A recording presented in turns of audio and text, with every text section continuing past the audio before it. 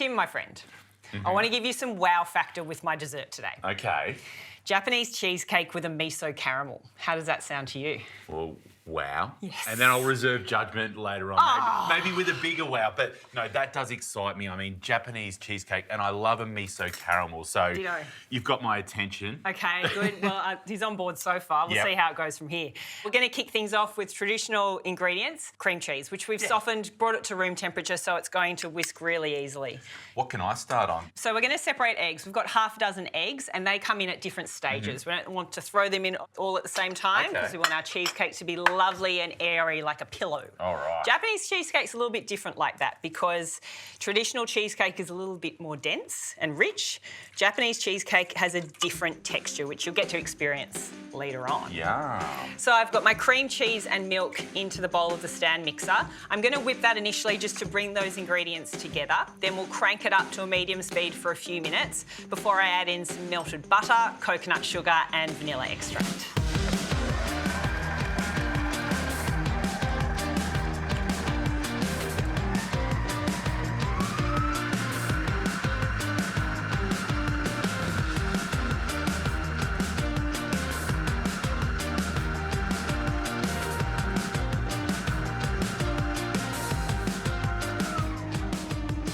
All right, so that's the consistency that I'm after. Lovely. It's lovely and creamy. We're going to throw in our flours next. So this is a plain flour, and there's not much of either flour. We just need them to create a bit more glue. Yeah, just to bind it together. That's right, and a corn flour. And we're going to mix these for about a minute, and then Tim separated the eggs and the yolks, and we'll get the egg yolks in after that.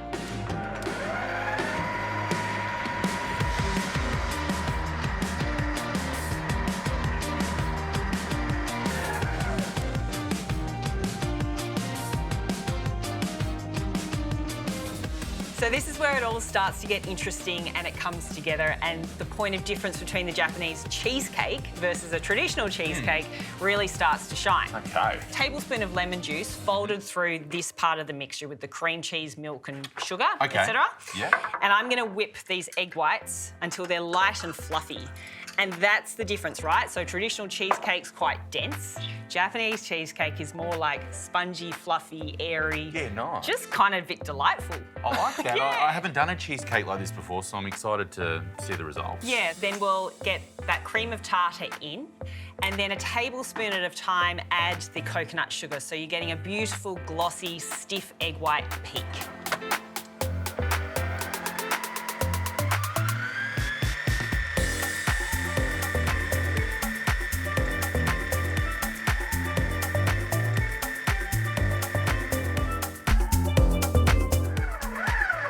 There we go. Wow. Whip it good. Yeah. Okay. All right, these are lovely and light and fluffy. The brown sugar's given it that gentle coating of a caramel colour. And then you want to very gently fold these through. Okay. Never seen you move so gently. Oh, a lot of pressure here. If this cheesecake goes flat, it'll be my fault.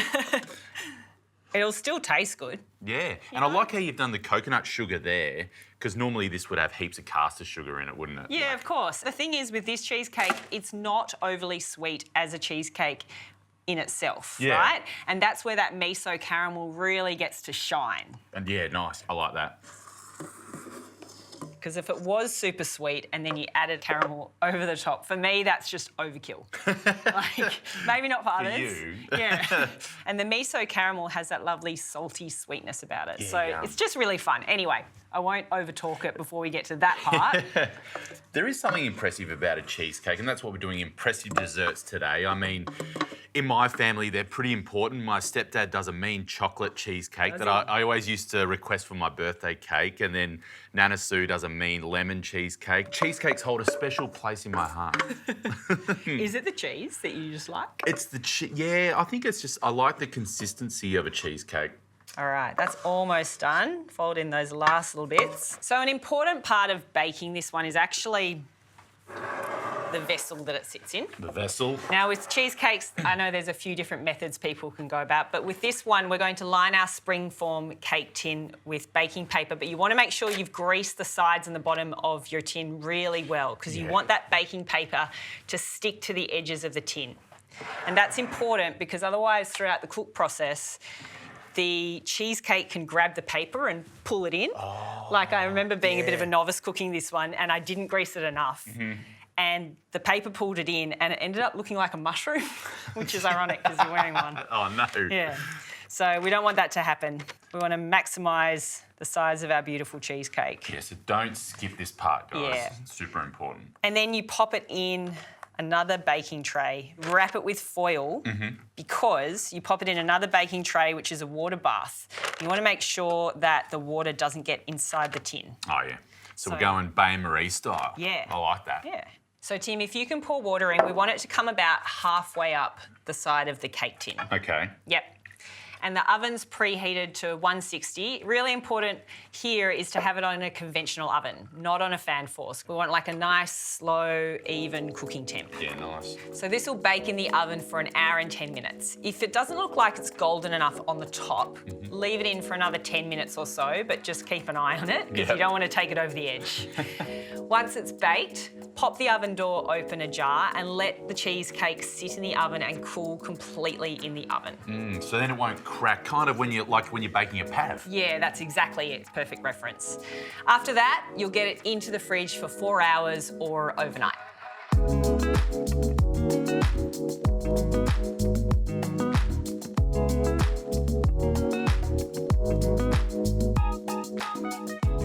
How are your excitement levels? It's nearly cheesecake time. Yeah, it looks Come good, on. doesn't it? I'm stoked. It's come out so beautifully. There's a nice golden top, but we're going to cover that beautiful golden top with a miso caramel. So pop your saucepan on a low to medium heat. I'm adding in an almond butter for my caramel because that's how I roll. Nice. So we're going to add coconut sugar instead of caster sugar. Ah, nice. So get that in. Now, I'm a fan of coconut sugar. You girls cook with it a bit, and Yeah. I've learned to love it. And this is the white miso paste. So that's going to add in a lovely saltiness to this caramel. I love that salty, savoury flavour in my desserts, so that's great. Well, I've got him on board. I'm hoping I'm getting you on board too out there. And we'll whisk it all together. That was milk. That's the final little flourish there. So we want this to come to a simmer and thicken beautifully so it becomes that delicious caramel. So if you can take over here, that would be awesome. All right. And let's unveil the cheesecake. Oh, she looks pretty. Oh, wow. Yeah, It does look very light and fluffy. it is.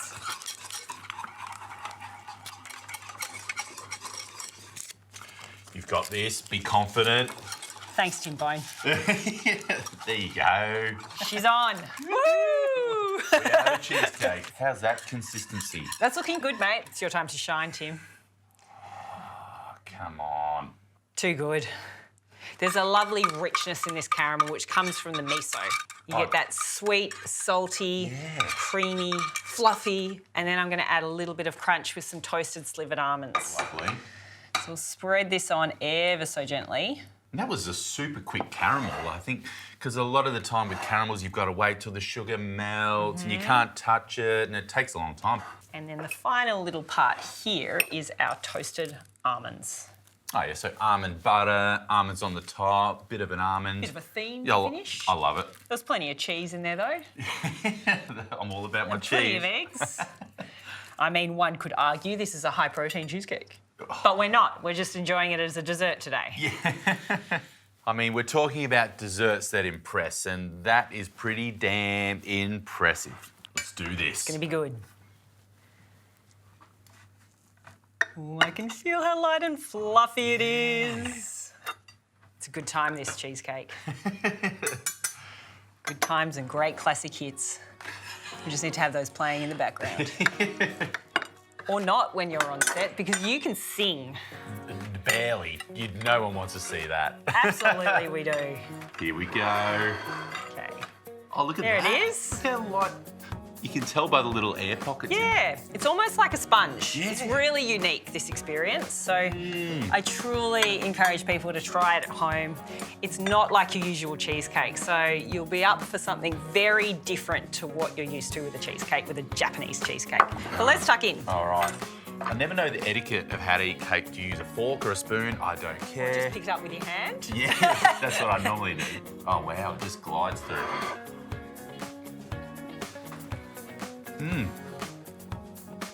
It's not overly sweet. Look at it wobble. Yeah, I know. It's got a nice little wobble, hasn't it? That texture's lovely. I've never had a cheesecake like it before. It's like a pillow. Yeah, it is. Japanese cheesecake with a miso caramel. I think it's a dessert to impress.